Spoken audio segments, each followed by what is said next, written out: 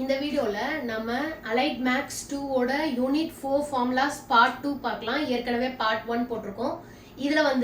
அதுல வந்து நான் ஸ்கேலர் பாயிண்ட் ஃபங்க்ஷன் போட்டிருப்பேன். இப்போ நம்ம பார்க்க போறது vector point function. F vector is a vector point function which has magnitude and direction. இதுதான் வெக்டர் பாயிண்ட் ஃபங்க்ஷன் சொல்வாங்க. இதுல வந்து டைவர்ஜென்ஸ் அப்படின்னு கேட்பாங்க. டைவர்ஜென்ஸ்னு கேட்பாங்க, இல்லனா div F vectorனு கேட்பாங்க, இல்லனா del dot F vectorனு கேட்பாங்க. இப்போ del dot F vectorோட ஃபார்முலா என்னன்னா dou F1 by dou Z. d போட்றாதீங்க, dou symbol. dou இப்படி போடணும். dou F1 by dou X plus dou F2 by dou Y plus dou F3 by dou Z. இதுல F vector என்ன அப்படின்னா F1 I vector plus F2 J vector plus F3 K vector. எக்ஸாம்பிளுக்கு ஒரு example போட்டிருக்கேன்.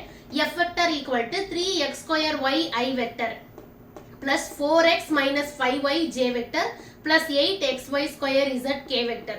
இதுல F1 எது அப்படின்னா I வெக்டரோட coefficient தான் F1, J வெக்டரோட கோஎஃபிஷியன்ட் F2, K வெக்டரோட கோஎஃபிஷியன்ட் F3. இப்போ இந்த ஒரு டேர்மை மட்டும் நம்ம வந்து x ஆல டிஃபரன்ஷியேட் பண்ணணும். அடுத்து இந்த டேர்மை y ஆல டிஃபரன்ஷியேட் பண்ணணும். இந்த டேர்மை z ஆல டிஃபரன்ஷியேட் பண்ணணும்.